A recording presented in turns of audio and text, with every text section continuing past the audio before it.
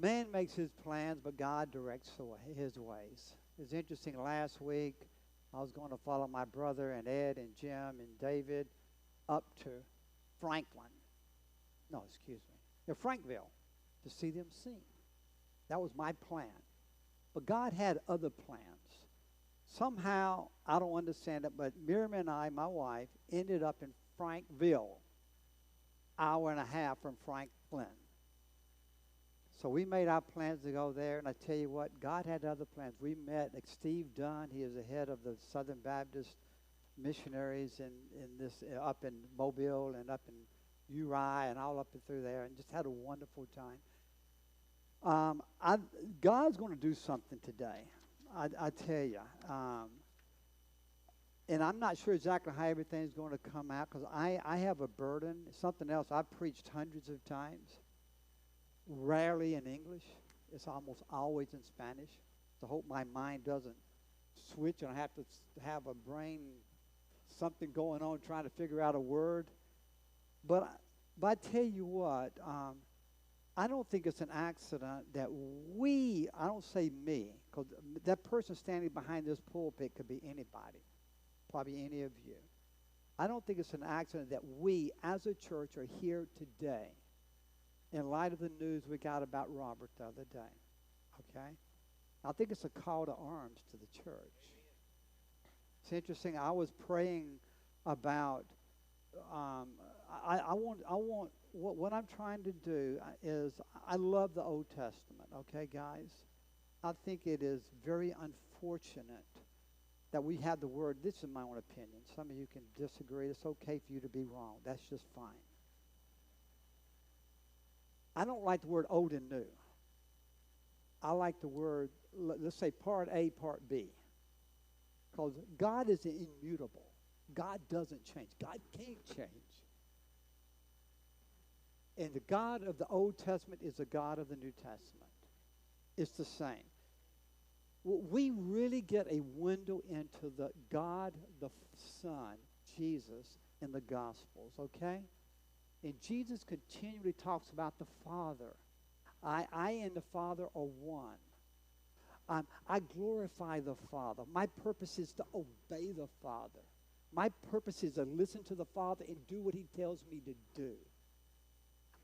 Jesus adored the Father, and his purpose was to live the Father. But we don't know a lot about the Father in the New Testament, right? When you get an idea, you've got the wayward son, and the Father's calling for him. Yeah, you get some ideas. But I tell you what, I want us to understand the Father in ways we've never understood him. And that's what my purpose is today. Last time when I spoke here, I talked about Jeremiah 9. But I'm going to spend a lot of time in the Old Testament when we try to tie things together. If you're going to try to write down everything, a lot of times I like to do an expository sermon, like you get in one passage, point A, B, C, D. That's not going to happen today. But I'm going to hit a lot of verses. So I will encourage you, get your piece of paper out, write down the verse that I give you. And I might read it, or a lot of it's going to be quoted from memory. So I might not get it perfect.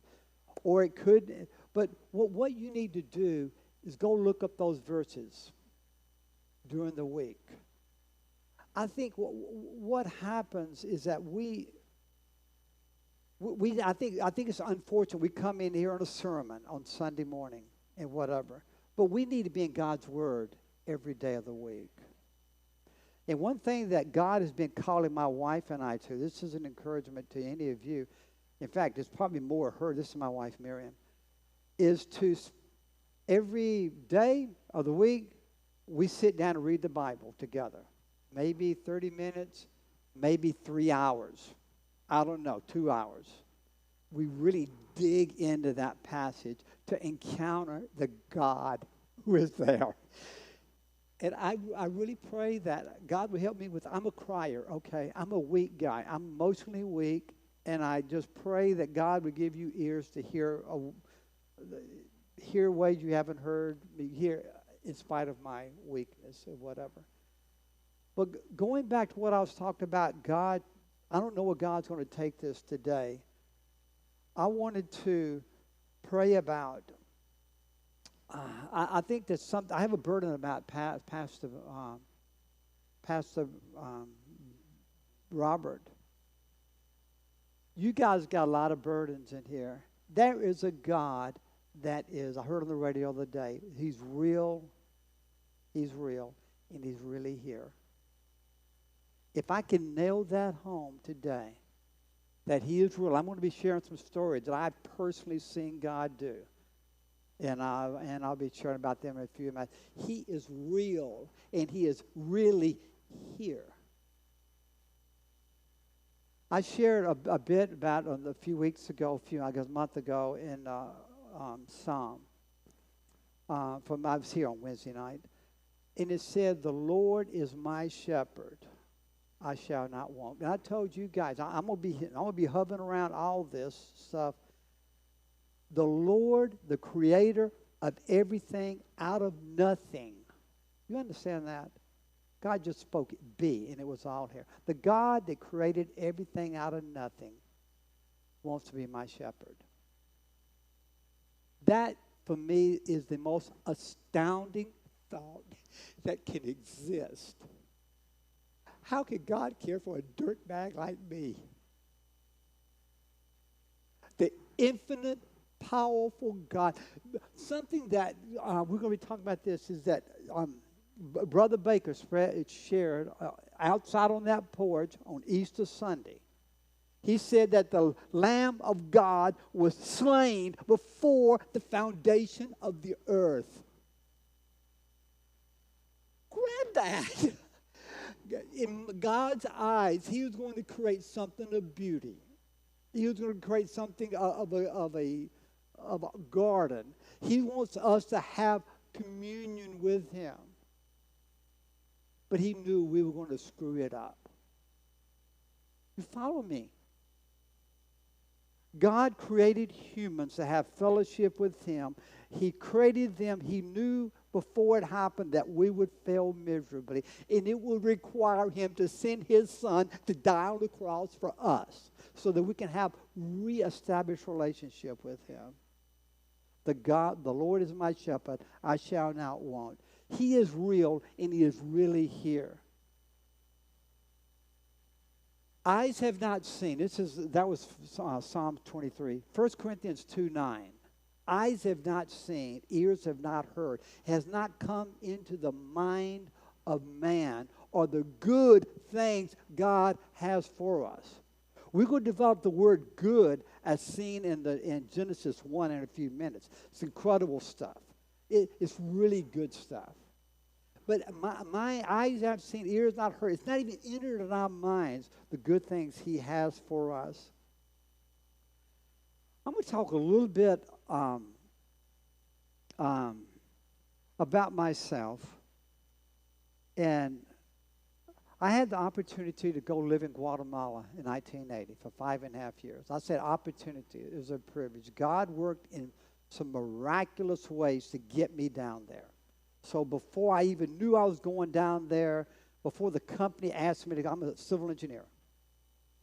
And what am I doing preaching? I don't know. I love the Lord. But the Lord sent me down to Guatemala. Told it was a time there was a civil war going on. I worked for a large company, 26 years old. Why did they send me to Guatemala at 26 years old? To run two nice sites, some of the largest companies in Guatemala, because there's a civil war going on. And if I went down at 45 years old, I'd probably be kidnapped, and I would not survive it.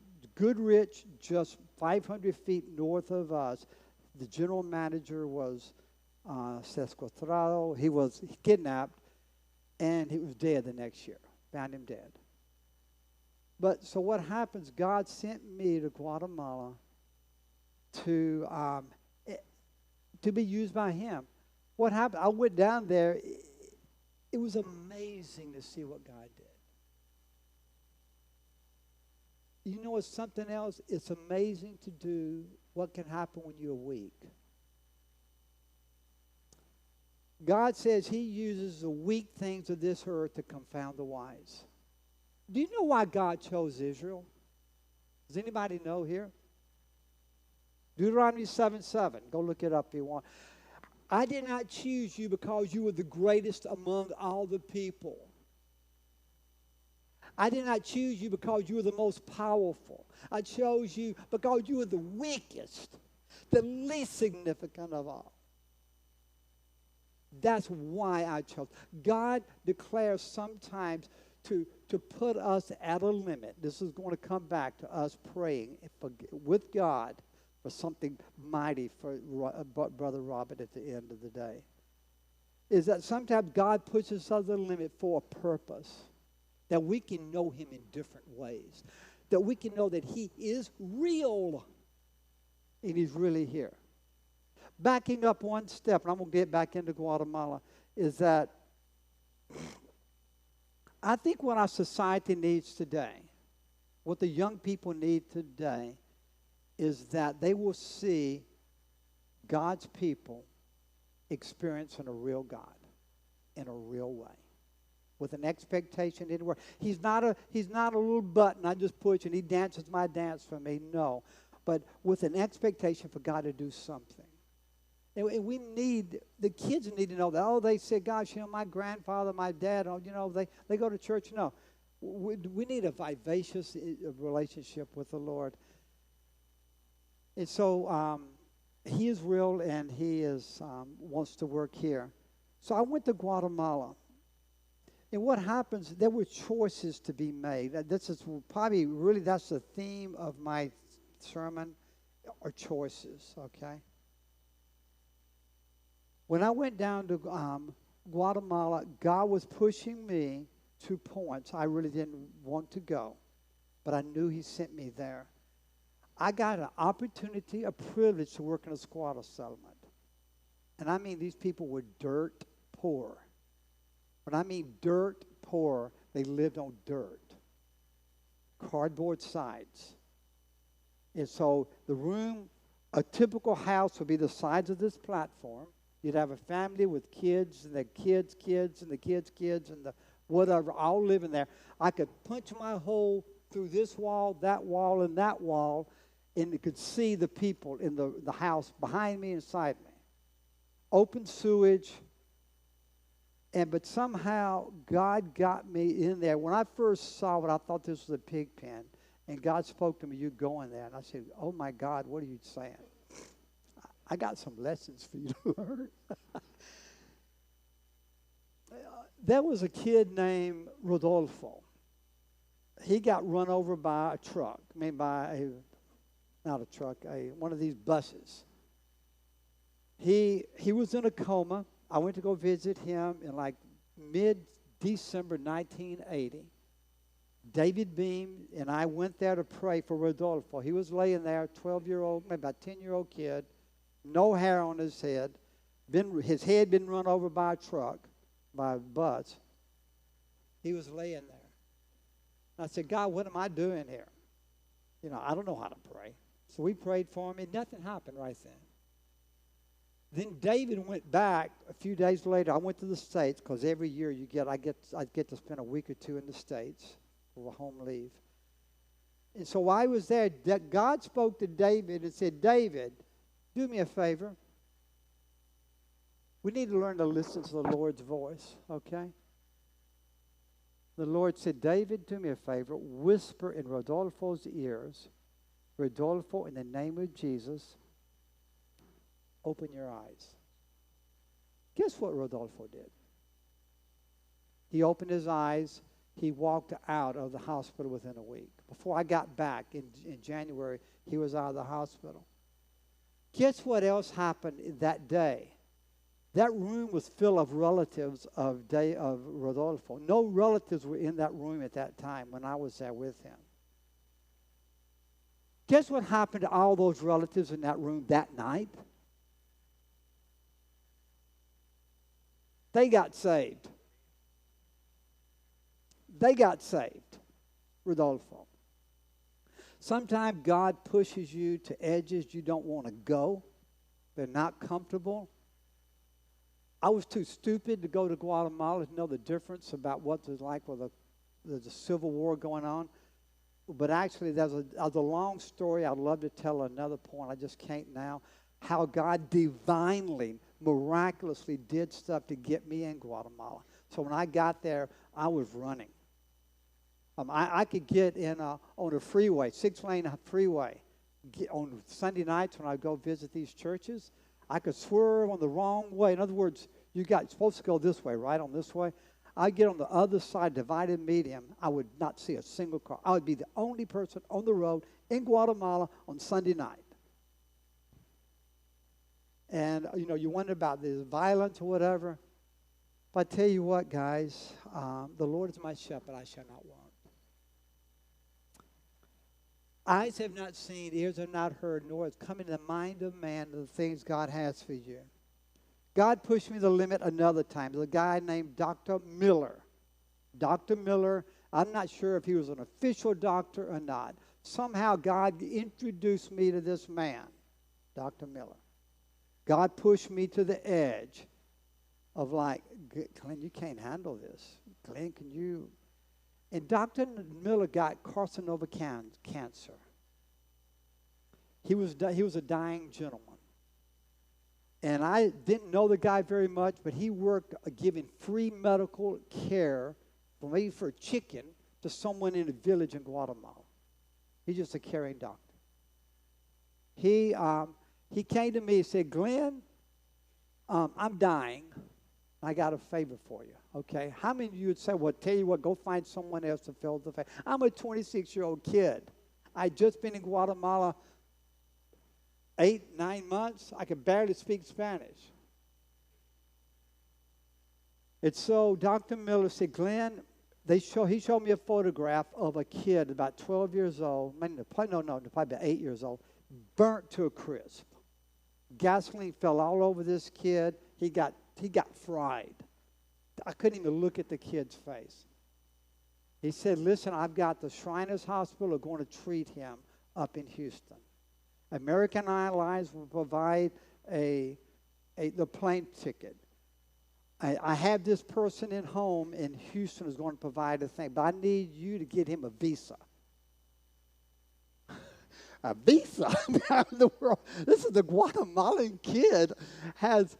Normally with a visa, you need to have a bank account. You need to have all your documents. You go to the embassy of the United States. Let me see your Guatemalan passport. Let me see all this type of stuff. Glenn, it's your job to get him to the States. So I said, yes, Lord. Okay, so then we keep going, and this guy was dying. I heard word that he was in the hospital, so I walked in the hospital Saturday morning. When I turned the corner, this guy's hands were flailing in the air. He had just gone through his 4th heart attack that morning. The doctor had just revived him. Apparently, there was some disunity between he and his wife, and someone came up to me and said, Glenn, what are you going to do? What do you mean, what am I going to do? I'm going to run? Sometimes God pushes us to a point where we need to know that He is real and He is present. We're in a protected environment. Sometimes we don't know. God says, I will come back. Eye has not seen, ear has not heard, has not entered into our puny brains the things that God, the good things, the wonderful things that God has for those who love Him. So I said, God, you put me in this place.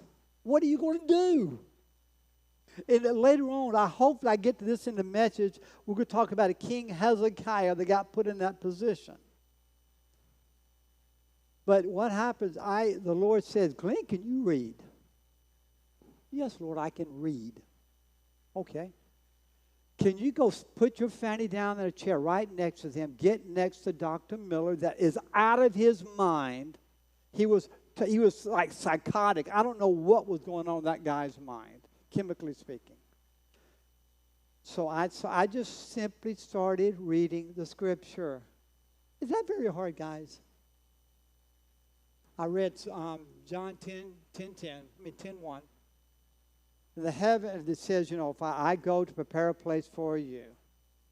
And if you, you know, that, I mean, my Father's house in many mansions, I go to prepare a place for you. And if I go with you, I will prepare a place for you. I read that. He calmed down a little bit. I don't know. I read about 5 passages. That's all I did. I got to read in English, which is good because he was from the States. But, and also they told me that there was disunity. Something broke between him and his wife. I don't know what it was, what had happened. And she was just brokenhearted because he was dying and there was something screwed up with their relationship. So I started reading that, and after that he calmed down. His arms went down, and he raised his hand. He started worshiping God. Then I gave the Bible to her. His wife started reading. After that, a doctor came to me. He was white as a sheet of paper. This doctor looked at me. He was about this far away. He said, "What did you do?" Quoting him. What did you do? This man has had 4 heart attacks this morning. And I looked him right straight in. I said, it is the power of God's word. And he's like, I didn't want to hear that. Well, you heard the truth. Guys, and we're going to start plowing through some of this stuff here. Okay, one last thing. God is humorous. This is one last story. And I'm going to have to move away from my stories, but at least you... I was in Guatemala City working in that squatter settlement. I was learning English, Spanish, so I was getting where I could more or less get by. And one night, I shared something in Spanish with people, and I was kind of proud of myself. I was like, gosh, man, that's pretty cool. Gosh, man, God, you even had the audacity to think that, God, you need me. God, wow. Woo. You know what? I was praying. I put my head down, and I tell you the truth. In my mind, there was a donkey, a face of a donkey talking to me. God is humorous. Reminds me of Numbers 22:22. Balaam. I don't know if you heard of Balaam and the donkey. There's a story of that in the Old Testament. I don't know why it came to my mind. The donkey told me in my mind, God would like to use you, but he can use me. You know what? I laughed. I said, God, thank you for a nice rebuke. Going back to the sermon, we're talking about choices, and we're talking about God is real and he is really here. There is one of my go-to verses when I'm sharing the gospel with someone is this verse of John 10:10.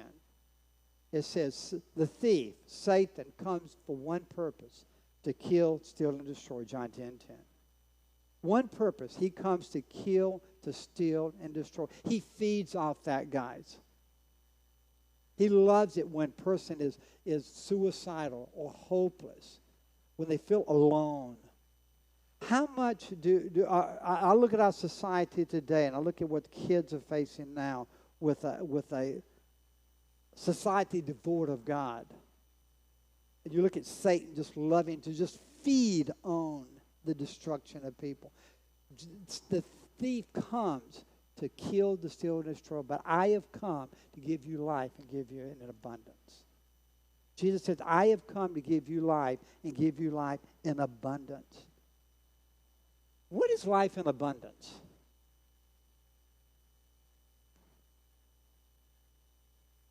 It's forever. But it's also, in addition, a quality of life. Jeremiah 2:13. Let me try to find that.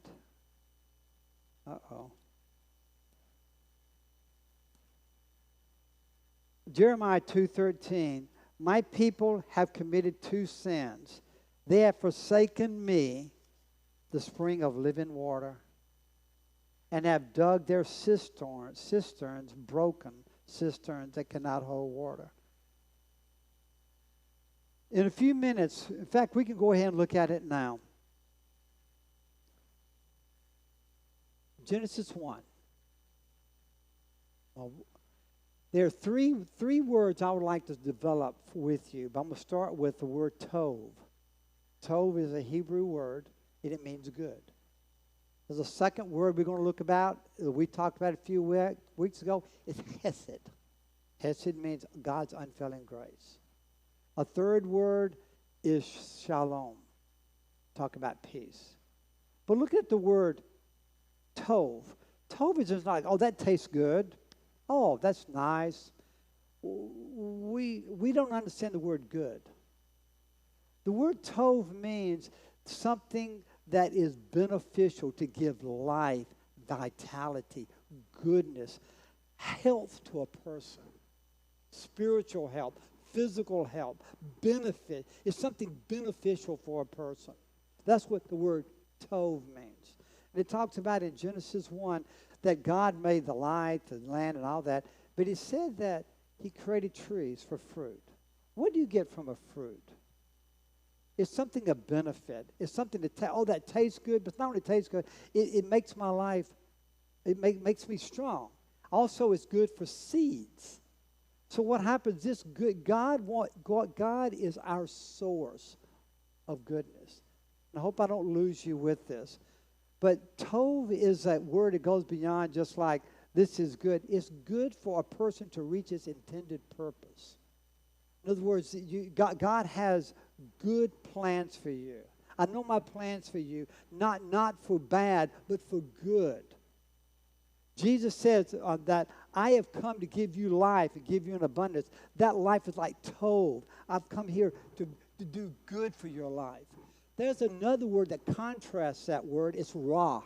Ra in R-A in Hebrew refers to something that's disordered, destructive, that's unbeneficial. When you look at the chapter 3 of Genesis, it says they looked at the tree.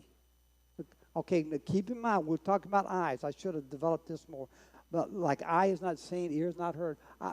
We have a problem with our eyes. They looked at that tree, and they said, oh, that tree is good. For what? For good. The tree that has good and evil. What happens, that word evil actually is contrast with the word good, and it creates disorder. It creates devastation. It's exactly what's going on with John 10:10. Satan comes to kill, to destroy. But I have come to give you life. He comes to give you raw. He comes to give you disorder, hopelessness, despair. That something that destroys our relationship with people, destroy people with God. But God says, Jesus says, I have come to give you life and give you abundantly. I would like to spend more time on that, but just understand basically, God wants good things for us. Sometimes we don't believe it. That's our problem. Every thought that God has for you is good. God cannot have a bad thought about us, about Him. Now, if we make choices, the blank with you, God, I don't care, that's your problem. That's not His problem. He always creates goodness, which is that tov word. Satan always created raw, disorder, destruction, despair. So going back to the lamb that I mentioned that about what Brother Baker said, that was slain before the end of the earth, God knew that we would choose raw. Okay? Do we have anybody perfect here? If you're breathing, you're not. And because none of us are perfect. So what happens? God created the need, basically had Jesus slain on the cross before the foundation of the earth. And as a word, going back again to the Old Testament, is hesed. I spoke about this earlier. The word hesed Wow, it's every bit as powerful to me as grace. It's God's unfailing mercy. It's for Lamentations 3:23 or whatever it says. Great is our faithfulness. Your mercies are new every morning. How many know that song? That word is hesed. There's a lot of. It's a word that it's a love that reaches out, pursues people in their brokenness. I remember I was looking at Fox News one day, and they had a young youth pastor speaking, and his wife was sitting next to him. And I don't know what they talked about. I don't know what the pastor said. I don't know what the commentator said. I only remember one thing that day. It's what the wife said. Maybe guys can learn something from that, but maybe I can. But what happened, he said, you know what my wife does? She's a peculiar woman. We'll be riding down the road, and we'll pass by a broken piece of furniture that's peeling, and, the thing's peeling apart, broken. And she says, stop, stop, stop. So what happens? He has to back up. They put that broken piece of furniture in the car. What do you think this woman does with that broken piece of furniture? And what do you think is in her mind as she's doing this act? She's rebuilding that piece of furniture, that broken furniture. She invests her life into fixing it. And the husband stepped in and said, my wife, she sees this is what God does with us. He fixes us in our brokenness. That is the word hesed. Before the fall, there was communion with God in man. Okay? They walked in there, they were naked or whatever, and they were unashamed. As soon as they ate raw, I know what's good for me. God, you don't care for me.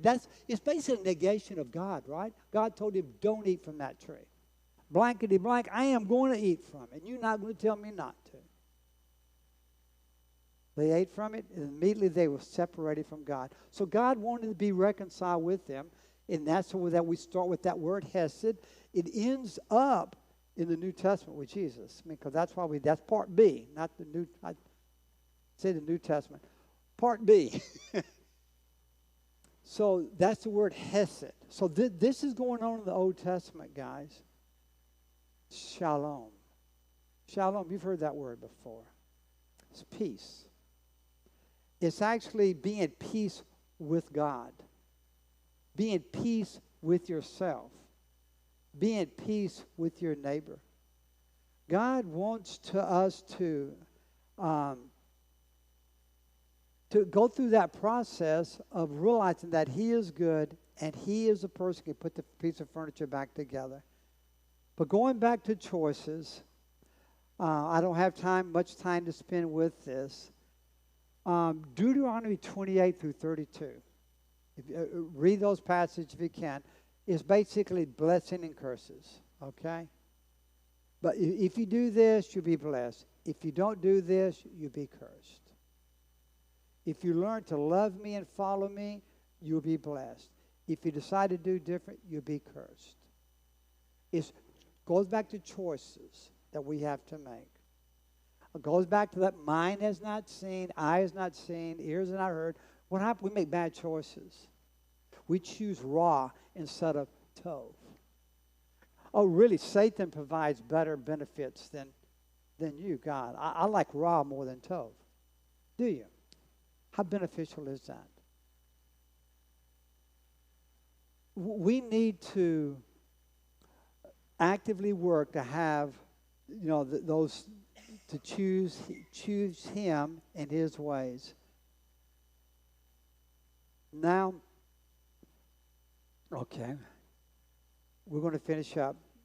I'm going to look at, we don't have time to go read through all these scriptures, but Isaiah 36 and 37, a very curious passage. Isaiah is a prophetic book, but it inserts about 4 chapters of narrative. Narrative, it just kind of tells a story. And that story is talking about is a king. It talks about a king comes from Syria, Syria, called Sennacherib, to attack Jerusalem. And ends up that Hezekiah was the king of Judea. And he was faced with a choice. What's ironic about Hezekiah? Hezekiah's father was Ahaz, A-H-A-Z, Ahaz. Probably one of the worst kings in the history of Israel. Because you have the northern kingdoms, the southern kingdoms. And what happens on the southern kingdom, there was a king named Ahaz. He decided for Ra. He decided, and he went wholeheartedly against God. Anything that God said, if you read like blessing and curses, anything that God said it was good, what happens? He said, I don't like it. His son was Hezekiah. And to me, it's delightful to see how Hezekiah ignored every example he had from his father. His father actually sacrificed his children to the gods of Baal. This is how bad this king was. And Hezekiah made a choice, a conscientious choice. I choose the Lord. When his dad died, you can look at 2 Chronicles 30. He reestablished worship in Jerusalem, which had been lost for years. And at that time, there were, and he was 25 years old when he became king, pretty young. 1 year younger than me when I went to Guatemala. Just a kid, we could say. No, he's not really, but young guy. But he knew how to make right choices. There is a verse in Ezekiel 18 that said, don't quote this proverb that the father eats sour things and the children's teeth are put on edge. What it's basically saying, don't say that if a father does something bad, the children will suffer because of the father. Chapter 18 of Ezekiel says, each person will live or die by the decisions they make concerning their relationship with the Lord. It's just that simple. Very strong contrast there. Some powerful reading. I would love to read it, but that's a whole nother sermon there. So Hezekiah, he came in, and at that time, the king, a few years later, the king came from Assyria, came down to Jerusalem and laid siege to Jerusalem. Before getting to Jerusalem, he took over the fortified cities. They have fortified cities that they would use to be like a buffer to protect the principal city, Jerusalem. All that was gone. He came with 185,000 soldiers. He had decimated country after country. So what he did to mock God, to put fear into the heart of the people, Sennacherib, the king of Assyria, he wrote a document in Hebrew, and he had it read to all the people in Hebrew. They were not Aramaic, but in Hebrew, trying to put fear in their hearts. So the people would stand on the wall. Your God is nothing. You're done. We have taken over countless cities. He said, actually, your God is a nothing God. And the people said, Hezekiah, you need to listen to this dude. He's serious. 185, look out there. We're getting hungry and things are getting pretty destitute around here. So what do you think Hezekiah did? Did he listen to the people? Thank God he didn't. Did he listen to his dad? Thank God he didn't. He stood alone. He learned to connect with the Lord. He learned what Tov is and what Ra is. He chose good. Hesed. He's an imperfect man. We're going to see, if you keep reading, you'll see where he had some failures. So Hezekiah, he did the only thing that he could do. Just like me, guys, when I was in Guatemala, what did I do with Dr. Miller? God, I'm not a big old Pentecostal type. I'm not Ezekiel, Elijah. I'm just little Glenn Trammell, and I'm trying to serve you.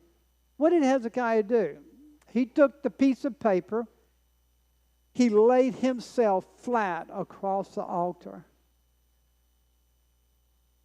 And he said, God, what are you going to do with your problem? You're being insulted. The God that created everything out of nothing, who is a good shepherd that only creates good. What are you going to do, God? God has strange math, What I was going to start preaching on today is that God changed it in the last few days because of what you're going to see in a minute, is that one night, one angel, one man, one position. You got that? One night, one angel, one man, one position. The man is Hezekiah, and the position is his brokenness. God works through brokenness, guys. If he didn't, I couldn't stand up here today. God takes the weak, it's 1 Corinthians 1:27. God takes the weak things of this earth to confuse the wise. Deuteronomy 7. If Israel would have been big and powerful, God would not have chosen. God wants to show his glory and his power without any doubt on it. So actually, our weakness is in our favor, in a way. If you think you're strong, you're weak. All of Jesus' words were backwards. So what happened with Hezekiah? He went before the king. He was the fourth thing. And guess what happened the next day? One angel went into that camp in one night. 185,000 soldiers were dead. With no commotion. I guess the people, the cooks, or the people, the armor bearers, or the people that maybe take care of the horses. Oh, it's morning. Oh, what do we have here? 185,000 dead soldiers done by one angel. There are legions of angels that the Lord has. The eyes of the Lord rove all over the earth looking for those people who he would like to strongly support. You know what? God's eyes are roving over this congregation, looking for someone that he can strongly support. Me, I wanted to jump out in Guatemala with Dr. Miller. Wow, I'm glad he didn't. 185,000 dead. Okay, that took care of the army. What do you think the army did? Sennacherib went back to Syria. What happened within, I think, 6 or 7 months? His sons finished the work and killed him.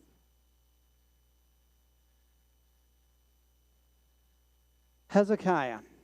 It ends up that the guy actually kind of messed up afterwards. What happened? He had a problem with pride. Maybe the God didn't show him that donkey like he showed me, to bring a little bit of humility in there. If you read the next chapter, 37 talks about Sennacherib falling. And then 38 talks about that he becomes prideful. And then after that, God said, you're going to die. He got the drift of the thing. He went to God and said, oh, God, forgive me for my pride. Forgive me. I want to come up to you. God gave him 15 more years of life. But it ends up Hezekiah died. Okay? I think maybe Isaiah 6. I'm finishing now. Isaiah 6. That's where it says, holy, holy, holy, the Lord God Almighty. You know, you remember that passage? Vaguely familiar. It says, I saw the King, I saw the Lord high and lifted up. The angels could not even look at him. Two wings would cover their face, two their feet, two they flew. As they spoke, this wasn't God. As the angels spoke, the foundations of the temple were trembling. And what did Isaiah say? Woe is me. I am undone. I am a man of unclean lips, needing hesed, needing tov, needing peace with God or whatever. I am a man, I am undone. I'm a man with unclean lips. I live among a people of unclean lips. Now, this vision that he had, it wasn't early. It was later on in his life. He had that, he said that the year that the king died, I saw the king. The year that Hezekiah died, Isaiah and Hezekiah were buddies, friends of their family. Isaiah had great expectations of seeing Hezekiah blooming into a glorious ruler for Israel.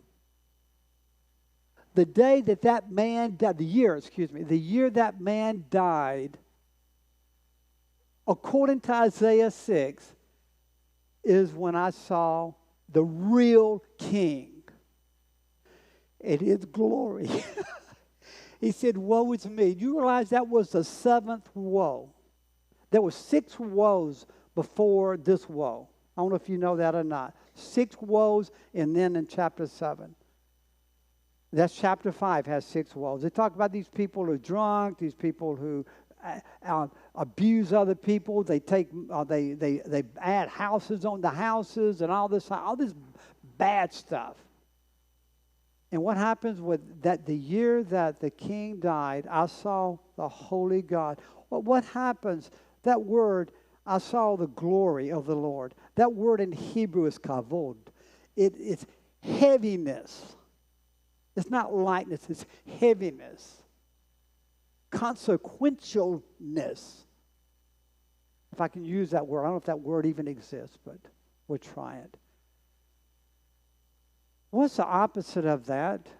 You see that in the 10 Commandments. You should have no other God before me. Do not take my name in vain.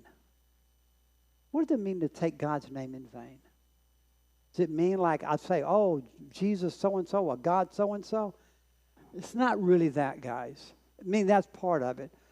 What taking God's name in vain means simply taking him lightly. Not giving him due respect. When we see him, it should be something heavy on us that weights us down in order to free us. Jesus said in Matthew 11:28, I think it is, come into me, you who are weary and heavy laden, and I'll give you rest. Rest is the word peace, okay? You can almost get the word shalom and put the word rest in that place. Come and I will give you rest. My yoke is light. In other words, as we recognize who God is, actually it's not a heavy load. My burden, and you will find rest for your souls.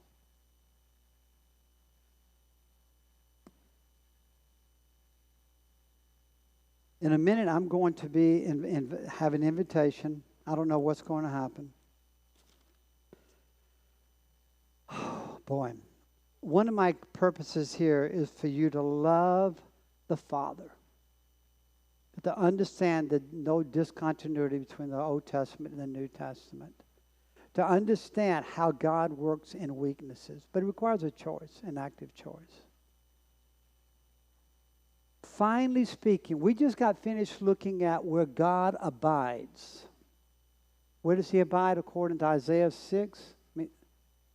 In heavenly places. He does abide there. Where else does God abide? I'm going to read in Isaiah 57, 13 to 15, and we'll finish up. What happens right before this, he was talking about how people go in and start abusing, they start abusing righteous people, and then it talks about what unrighteous people do. And winding up with that, it says, when you talking about for the people of Ra, the people that love Ra, when you come out for help, let your collection of idols save you. Okay, you backed the wrong horse. Just go ahead with your horse. Let your collection of idols save you. The wind will carry them off. That's what happened with Ahaz, the father of Hezekiah. The wind will carry them off. A mere breath will blow them away. But listen to this, guys. You got to grab this. But the man who makes me his refuge will inherit the land, will inherit good, will inherit tov, health, goodness. But the man who makes me his refuge will inherit the land. What did Jesus say? Blessed is the poor in spirit, for theirs is the kingdom of God. Blessed are those who mourn. Kind of sound like this passage here. Or maybe Jesus was confused. I don't know. Maybe he wasn't. But the man who makes me his refuge will inherit the land and possess my holy mountain. Only Moses could only go up on the holy mountain because God, he was like a friend with God. He could semi-see God. Now here it goes, verse 14. And it will be said, build up, build out, prepare the road, remove the obstacles out of the way of my people. For this is what the high and lofty one says.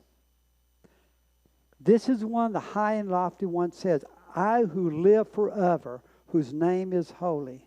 I live in a high and holy place. I live in a high and holy place. That's what Isaiah saw.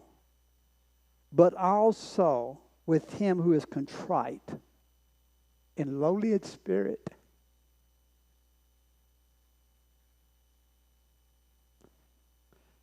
He who is contrite and lowly in spirit.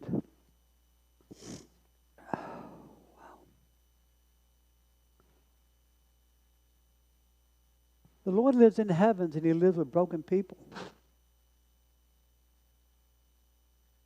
We talk about he lives in our heart. Yes, no doubt. That's more in the New Testament. It does happen. But it says here that in our brokenness, you find power.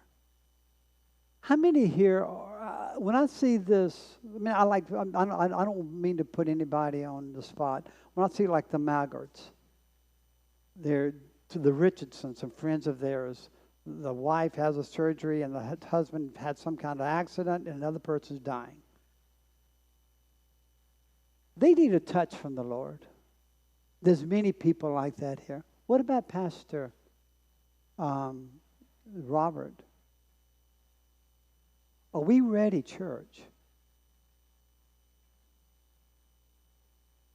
to present ourselves to the Lord in a special way? I'm going to stand up here in a minute, and if you don't know Jesus, if you don't know this God that I've been talking about, that He only has good for you, and that Hesed comes through. It says in Romans 5 that we have peace through God through Jesus. He is our peace. I meant to share that earlier, but it's so He is. If you don't know Jesus and you want to receive Him as your Lord and Savior, I won't be standing right here.